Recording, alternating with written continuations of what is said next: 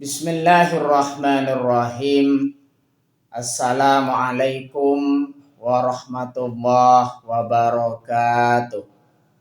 Bismillahirrahmanirrahim. Bersyukur kepada Allah dengan mengucapkan Alhamdulillahirabbil alamin. Bersolawat kepada Rasulullah dengan mengucapkan Allahumma sholli ala Sayyidina Muhammad wa ala ali Sayyidina Muhammad. Alhamdulillahirabbil alamin. Kita masih dipertemukan kembali oleh Allah Subhanahu wa taala di dalam sosial media, dan media merupakan wadah tempat bagi kita untuk kita bisa menjalin tali silaturahim, membangun ukhuwah Islamiyah yang semakin kuat, kokoh ke depannya. Semoga hidup kita selalu diberkahi oleh Allah Subhanahu wa taala di dunia dan juga di akhirat. Amin ya rabbal alamin. Para sahabat-sahabat saya yang saya hormati, yang saya juga ta'zimi, pada kesempatan kali ini topik yang akan saya bahas yaitu keutamaan berdoa kepada Allah Subhanahu wa taala. Nomor 3 yaitu merasa dekat kepada Allah Subhanahu wa taala. Orang yang senantiasa selalu berdoa kepada Allah Subhanahu wa taala, maka dia merasa bahwa dia semakin dekat kepada Allah Subhanahu wa taala. Karena mengapa? Karena seluruh hidupnya bergantung kepada Allah Subhanahu wa taala. Ingin melakukan suatu perbuatan, berdoa kepada Allah Subhanahu wa taala. Makanya di situ orang yang merasa hidupnya sepenuhnya bergantung kepada Allah Subhanahu wa taala akan merasa dekat dengan Allah Subhanahu wa taala.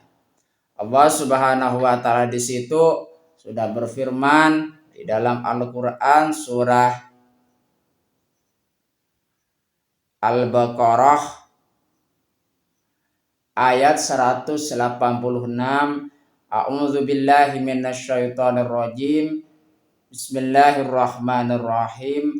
Wa idza sa'alaka ibadi anni fa inni qaribun ujibu da'watad da'i idza da'an.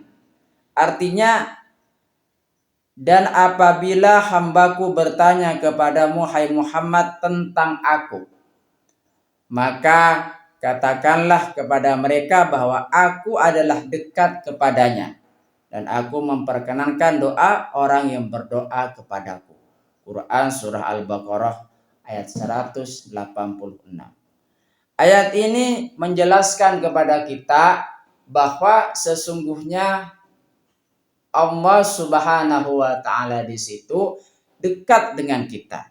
Makanya di situ kita senantiasa selalu berdoa kepada Allah Subhanahu wa taala.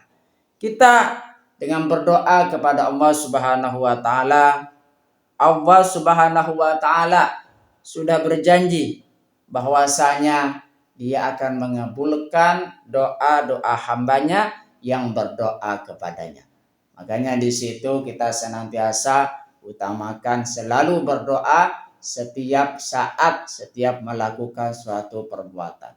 Terima kasih saya sampaikan kepada kalian semua yang sudah berpartisipasi di dalam channel saya. Semoga menjadi perantara kita semakin dekat kepada Allah Subhanahu wa taala, dekat juga kepada para rasulnya.